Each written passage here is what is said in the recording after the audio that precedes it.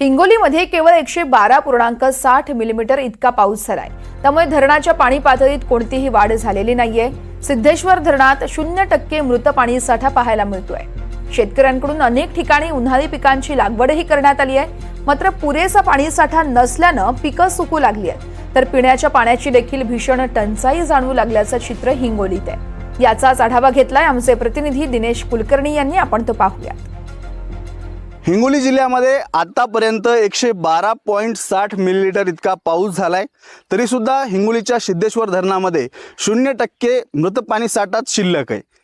सिद्धेश्वर धरणामध्ये या झालेल्या पावसामुळे काहीही फरक पडलेला नाहीये। 0% इतकाच मृत पाणी साठा हा सिद्धेश्वर धरणामध्ये उपलब्ध आहे। आपण पाहू शकतो, मी सध्या सिद्धेश्वर धरण परिसरामध्ये आहे।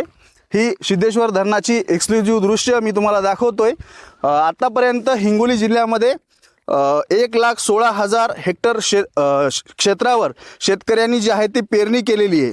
आतापर्यंत हिंगोली जिल्ह्यात जो पाऊस झालेला आहे तो 112.60 मिलीलीटर इतका पाऊस झालेला आहे।